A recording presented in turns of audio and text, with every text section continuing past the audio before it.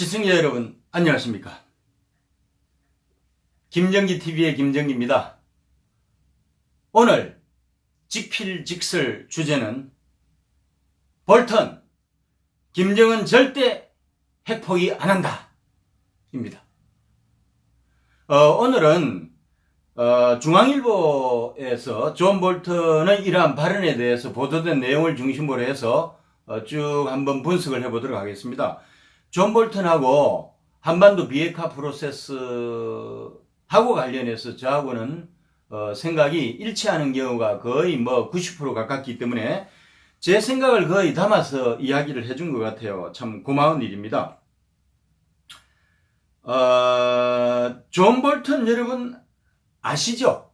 요 최근까지 트럼프 행정부에서 백악관 국가안보 담당 특별보좌관을 했잖아요. 그리고 여러분이 이제 기억을 하기로는 초강경파로 알고 있지 않습니까? 그리고 지금 현재 국무부 장관이 폼페이오잖아요. 그래서 폼페이오가 강경파라고 한다면은 존 볼턴은 초강경파입니다. 두 사람 다 기본적으로 CVID, 요즘은 FFVD라고 이야기하더라고요. 그러니까 파이널, 최종적이고, 그 다음에 fully verified, 완전히 검증된 denuclearization 해가지고 비핵화라는 이야기입니다. 옛날의 개념은 CVID였잖아요. complete, 그렇죠. 완전히, 그 다음에 V, verified, 검증된, I, irreversible, 불가역적인, 거역할 수 없는 그런 폐기, dismantlement, 따지고 보면 CVID나 FFBD나 다 비슷한 개념입니다만은 기본적으로 여러분이 잘 아시는 바와 같이 민주공화 양당의 외교 정책이라는 것은 기본적으로 연속성이 있기 때문에 본질은 똑같다고 그랬습니다. 다만 각 정당에 따라서 이제 옷만 달리 갈아입을 뿐이고요. 또 각 정당의 대통령들 같은 경우도 이제 성향에 따라서 조금 옷만 갈아입을 뿐이지 한반도 비핵화 프로세스에 대한 입장은 똑같습니다. 똑같은데 이제 금방 말씀드린 볼턴은 초강경파고 폼페이오는 강경파입니다. 강경파이기는 마찬가지잖아요. 그렇죠, 두 사람이.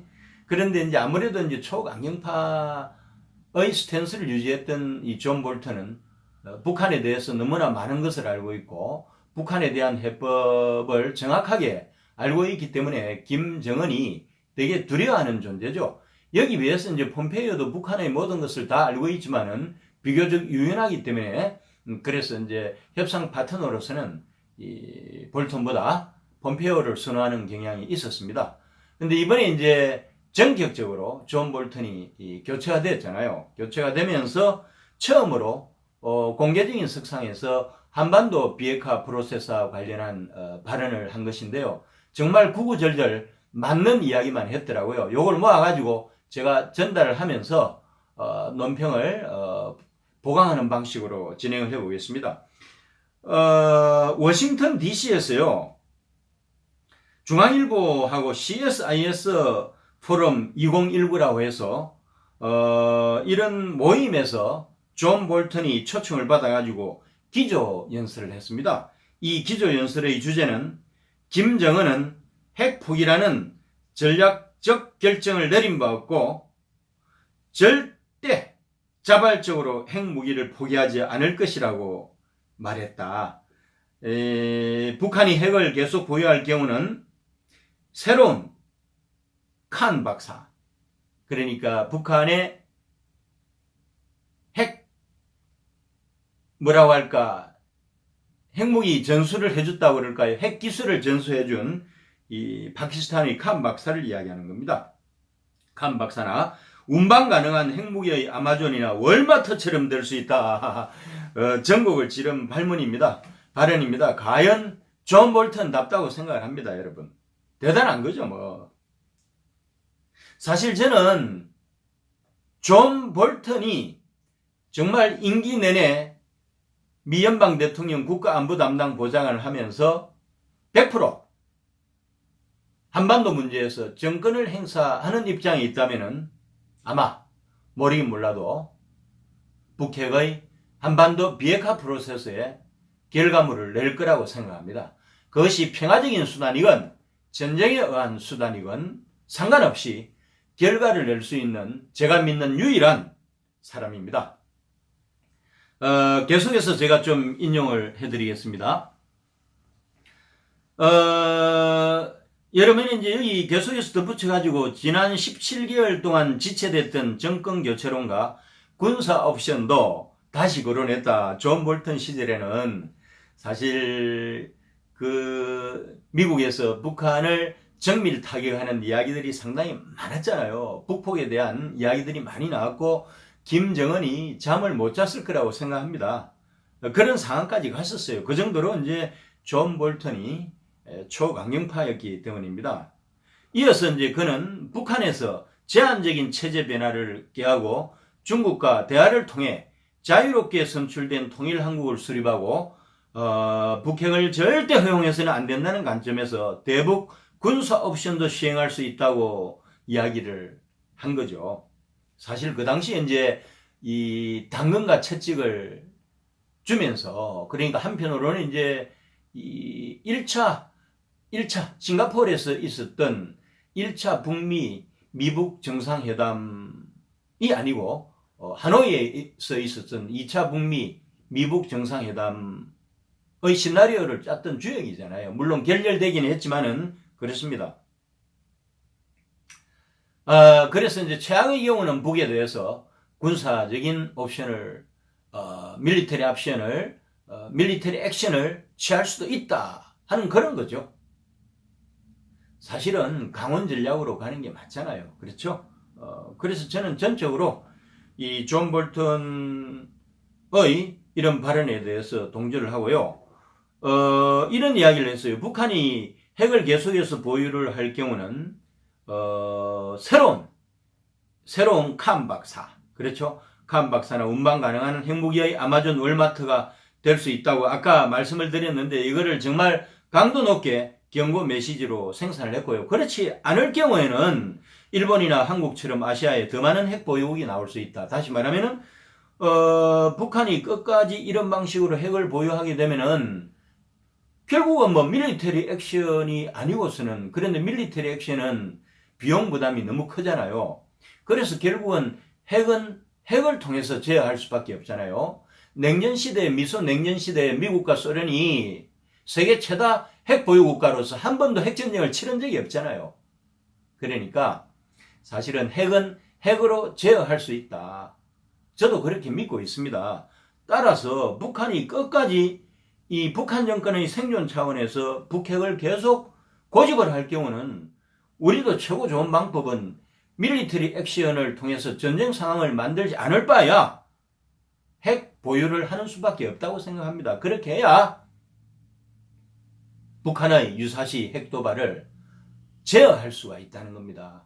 그러니까 이제 결국은 이제 한국도 핵무장하고 일본도 하고 대만도 하게 되면은 동아시아가 핵 도미노 현상이 일어나가지고 정말 일촉즉발의 위기로 갈 수 있다 해가지고 무시무시한 거죠. 뭐 지금 이미 여러분 대륙 세력인 북한과 중국과 러시아는 핵 보유국이잖아요.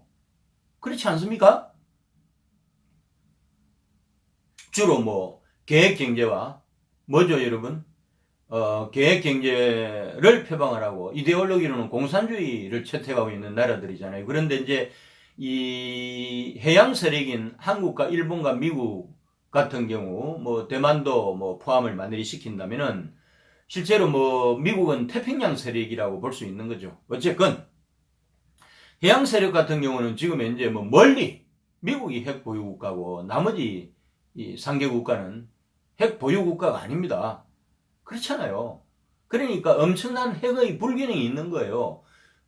현실적으로 뭐 핵을 제어할 수 있는 방법이 없는 거죠. 그래서 북한이 계속해서 핵을 매개로 해서 한반도에 긴장을 조장하고 전쟁 분위기를 조성을 해 나간다면은 전쟁 외에는 방법이 핵 개발밖에 없다고 생각합니다.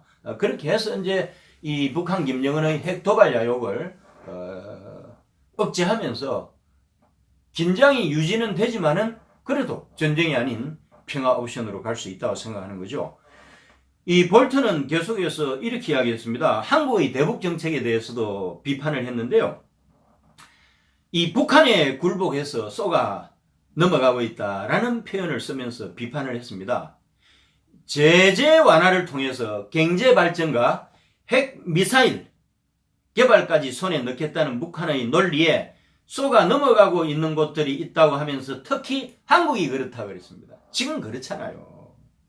사실 여러분 요즘 우리가 뭐 한반도 비핵화 프로세스 관련해서 가짜 평화, 위장 평화 이야기를 하는데 냉정한 의미에서 이 북한의 30년 동안 지탱되어 온 대전략과 소전략에 한국의 문재인이 말려들고 있는 거예요. 사실은 정확하게 전국을 찔렀다고 생각합니다.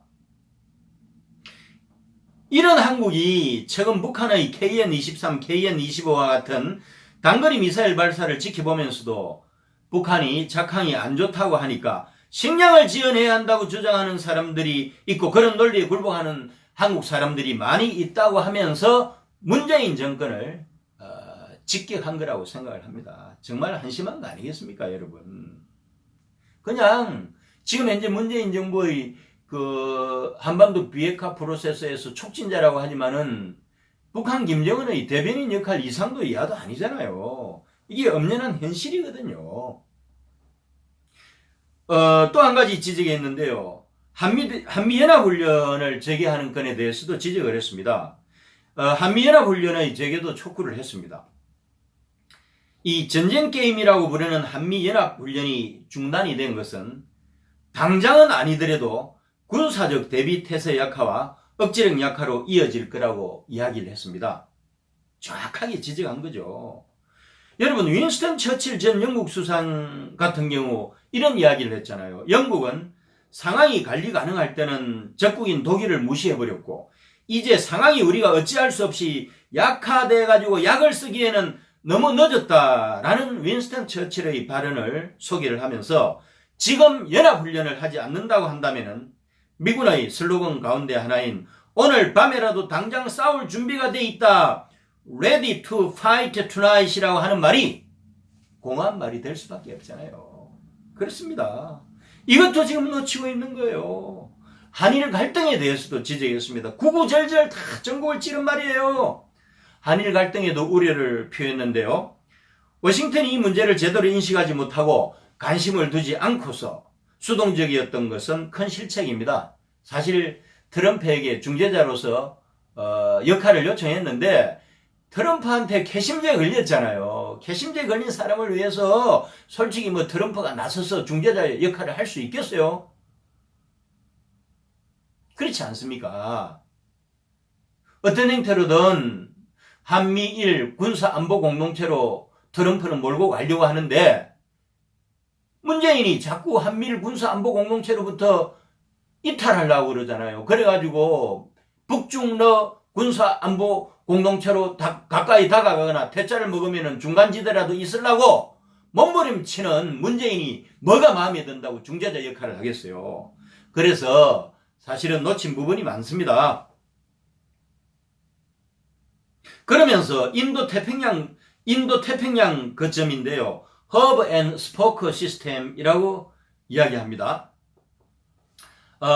뭐 여기에 대해서도 이제 한마디 이야기를 했습니다. 그러니까 이제 어쨌든 뭐 이런 거죠. 뭐 이 인도 태평양 거점 차원에서도 한반도가 상당히 이제 전략적으로도 중요하잖아요. 중요한데 문재인이 여기에 지금 끼려고 하지 않잖아요. 그러니까 이래저래 개심죄에 걸려서 기본적으로 중재자 역할을 안 하면서 오늘날 상황이 이렇게 악화가 된 것은 트럼프도 그런 탓도 좀 있겠지만은 문재인이 이런 끔찍한 결과가 나온 데는 전적으로 주범입니다. 또 이런 것도 이야기를 했어요. 대북 제재 완화에 대해서도 이야기를 했는데요. 절대 수용 불가라고 선을 그었습니다. 대단하네요. 김정은은 핵을 포기하겠다는 전략적 결정을 내린 적이 없고 모든 수단을 동원해서 핵 능력을 유지해서 강화시켜 나갈 것이다.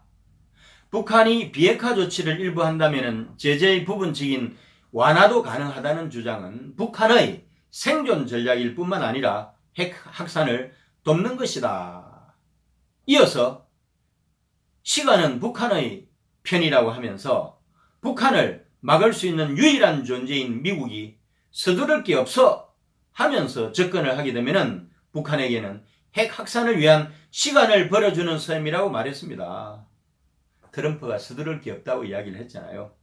거기에 대해서 이제 비판을 한 것이기도 한데, 어쨌건 여러분, 북한이 1989년부터 시작해서 지금까지 거의 30년 동안 이 북핵을 개발하는 과정이 있었잖아요. 지금은 비공인이지만 명실상부한 핵 보유국이 돼 있는 그런 상황에서 30년 동안 북한이 한국이나 미국이나 국제사회에 보여준 전략이라면은 이 전략이 있잖아요. 그 북한의 전략 뻔히 알잖아요. 쉽게 이야기하면 꼼수입니다. 꼼수 다 알고 있거든요. 있으면서도 이제 미국 정권은 시한부잖아요. 북한 김정은 정권은 영원히 가지만 미국의 대통령은 4년 내지 8년 정도밖에 안 하니까 정권 바뀌면서 적당히 시간 끌다가 정권 바뀌면은 또 민주공화 양당에 따라서 옷을 조금씩 바꿔 입고 대통령에 따라서 성향이 또 다르기도 하잖아요. 그러면서 물타기 하면서 30년 동안 생존을 해왔던 것이 북한의 핵 전략이거든요. 그거를 이야기하는 거예요. 그리고 이제 리비아 모델도 언급을 했는데요. 트럼프 대통령은 리비아 모델을 비판을 했습니다. 북한의 리비아 모델을 적용할 수 있다고 했습니다. 리비아의 그 국가 원수였던 카다피가 핵 포기 결정을 했던 결정적인 이유는요. 당시에 사담 후세인을 축출을 했잖아요. 이라크입니다. 축출을 했고 강력한 제재를 위한 법적 조치를 취했기 때문이라고 이야기를 했습니다. 이어서 제재는 부분 완화가 아닌 강력한 집행이 필요하다. 부분 완화를 할 바에는 제재가 아닌 외교 옵션을 강화하는 것이 낫다. 이렇게 보는 것이 이제 정확하게 이제 지적을 한 것인데요. 사실 부분 완화라는 것은 저도 동감입니다. 이 부분 완화라는 게 이제 북한의 그 단계적 비핵화잖아요. 그래서 이제 부분 완화하면서 경제적 실익취하고 또 부분 완화하면서 완화받으면서 또 던지고 그러니까 유엔 경제 제재 조치를 조금 완화받으면서 하나 풀고 하면서 현상 유지 플러스를 해 나가면서 생존 게임을 즐기는 게 북한의 전략이잖아요. 그러니까 이 부분도 이제 이 존 볼턴의 의견에 동감을 하지만은 사실은 이제 리비아 모델 자체에는 저도 전적으로 동감을 하지는 않습니다. 조금 그 리비아 케이스하고 북한의 케이스는 좀 다릅니다. 리비아는 이제 국제사회에서 후원자가 없었잖아요. 그러니까 비교적 좀 고립이 돼 있었고 악명이 좀 높았죠. 거기에 비해서 이제 북한도 악명 높은 정권이기는 마찬가지지만은 북한의 최대 후원자로서 지금 명실상부한 G2가 돼 있는 중국이 버티고 있고 또 그 옆으로는 러시아도 있잖아요. 그래서 사실은 리비아 모델처럼 그렇게 카다피처럼 핵 포기 결정을 쉽게 하기는 녹록지가 않다라는 그런 생각을 들고요. 또 카다피에 비해서 이 북핵은 북한 정권, 북한 김일성 정권 1인 수령 체제를 바치는데 가장 중요한 수단이거든요. 그래서 조금 차이가 있어서 리비아 모델을 주장하는 존 볼턴에 대해서는 뭐 의견을 뭐 100% 같이 하지는 않습니다. 그 다음에 이제 마지막으로 이야기했던 게 뭔가 방위비 분담금에 대해서 이야기를 했습니다. 이 볼턴이 트럼프 대통령하고 동의를 해가지고 의견을 같이 한 유일한 부분이 방위비 분담금인 것 같아요. 그러면서 이제 미국이 전 세계에서 부담을 너무 많이 지고 있기 때문에 한국과 일본의 이 방위비 조정이 필요한 때다. 라고 이제 이야기를 한 건데요. 사실 저도 그렇게 생각합니다. 지금 이제 문재인이 트럼프에게 약점을 너무 많이 잡혔잖아요. 지난번에 이제 지소미아도 일방적으로 파기했죠. 그 다음에 이제 연말 전으로 해가지고 일본을 중심으로 해서 동아시아 지역에 중거리 미사일을 배치하려고 하는 계획을 미국이 가지고 있는데, 사실 한반도에 중거리 미사일을 배치하게 되면은 이 중국 이 본토 전역을 타격권으로 둘 수 있잖아요. 그러니까 중국 입장에서는 무시무시한 거죠. 엄청난 겁니다. 쉽게 이야기하면 옛날에 이 큐바에 러시아가 미사일 설치를 해가지고 미국 본토를 위협했던 거하고 비슷하고, 이때 이제 케네디가 초강경 진압 작전으로 해가지고 후르쇼프하고 신경전에서 이겨서 결국은 제압을 했던 역사가 있습니다만은, 어쨌건 중국으로서는 중거리 미사일이 한반도에 배치된다는 것은 재앙이라고 볼 수가 있지만은, 그럼에도 불구하고 우리 한국이 진정으로 미국의 동맹국이고 한미일 군사안보 동맹체의 성원이라고 한다면은 함께 가야 된다고 트럼프는 생각을 하는 거죠. 그런데 여기에 대해서도 뭐 예수할 노를 분명히 하지 않으면서 시간을 끌어도 될 거를 단호하게 잘라가지고 그냥 입장 표명을 해가지고 이 여강 개심제에 걸린 게 한두 가지가 아니에요. 그러다 보니까 결국 돈으로 때우려고 그러잖아요. 그러니까 우리나라 글로벌 기업들 대미국 투자 돈보따리 갖다 주고, 또 한 가지는 방위비 분담금 이 부분에서도 사실은 협상력이 되게 약해졌습니다. 그래서 사실은 지금 거의 그 1조 원 플러스 정도 돼 있는 10억 달러 정도 돼 있는 것이 50억 달러로 지금 협상이 진행되고 있다는 계담도 막 흘러나오는데, 그럼 거의 5배가 인상이 되는 것은 너무 지나친 부담이잖아요. 실제로 한국의 대통령이 미국의 대통령하고 관계가 좋고 동맹으로서 기본적인 책무를 다하고, 그래서 국가 간의 관계가 좋다면은 발언권이 있어서 이거 너무 심하지 않습니까? 우리도 동맹국으로서 전략적 요충에다가 이런저런 미국의 동아시아 전략에 기여하는 부분도 있고, 그러니까 이거 동결합시다. 그러면서 10억 달러로 동결합시다. 이렇게 협상할 수도 있고, 원래 이제 방위비 분담금 협상은 5년마다 한 번씩 하게 돼 있는 거를 지금 1년으로 바꿨잖아요. 그것도 지난번에 북한 경협하고 연동을 시켜가지고 결국 북한 경협 이제 좀 해제시켜주는 거 있잖아요. 그러니까 개성공단 재가동하고 그 다음에 금강산 관광 재개하는 거, 이것 좀 해주면 뭐든지 다 해줄 수 있다 해가지고 정작 남북 경협 카드를 썼지만 그거는 먹히지도 않고, 어쨌건 그렇게 협상 능력이 어려운 입장에서 가다 보니까 미국 측에서 주장한 5년 협상안이 1년으로 바뀌면서 또 1년 만에 그나큰 선물 보따리, 나쁜 선물 보따리를 가지고 온 거 아니에요. 그러니까 지금 5배 가까운 인상 요구를, 물론 과도한 요구입니다. 그건 아닌 거죠. 이 방위비 분담금 부분에서 볼턴이나 볼턴이 주장하는 바에 100% 공감하지는 않지만은, 어쨌건 일정 부분 인상은 불가피하다고 보는 것이 제 생각입니다. 그렇지만은 방위비 분담금 협상을 1년으로 하는 법이 어디 있어요. 정말 좀 잘해가지고 5년으로 다시 돌려놓고 그 다음에 그냥 5% 정도, 매년 5% 정도 전후 10% 이하 범위 내에서 갈 수 있는 그림을 그려야 되는데 5배가 왜 말입니까? 이거는 말도 안 되는 거죠. 사실 미국이 전후 세계 경찰 역할을 해왔잖아요.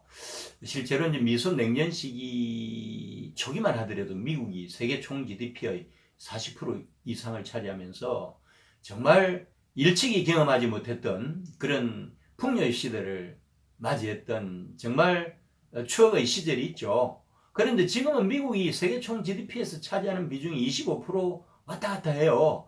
4분의 1 정도로 경제 규모가 많이 축소가 됐고, 그래서 요즘은 트럼프 이후에 미국 경제가 상당히 좋아졌다고 하나, 여전히 전 세계적인 경제가 그렇게 좋은 편은 아니니까, 어쨌건 세계 경찰 국가로서 그 역할을 수행을 하기가 쉽지가 않습니다. 특히 1991년에 미소 냉전 시대가 끝났잖아요. 구소련이 미국하고 암지 레이스에서 깨지면서 해체가 되면서 미소 냉전 시대가 끝났잖아요. 끝났는데도 불구하고 미국이 일방 독주 체제하에서 세계 경찰국가 역할을 하면서 관리비가 많이 들어가는 것도 사실입니다. 그러니까 우리도 우방으로서 동맹국가로서 이런 미국의 경제적 이 고통에 함께 한다는 차원에서 일정 부분 분담하는 것은 저는 동의해요. 합리적인 선에서 협상을 할 수 있는데 너무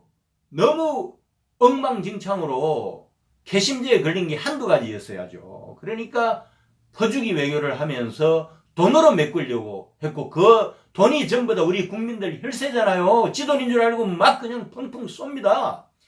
그러다 보니까 트럼프가 문재인 이런 속사정을 잘 아니까 그냥 5배로 통 크게 치고 나온 거예요.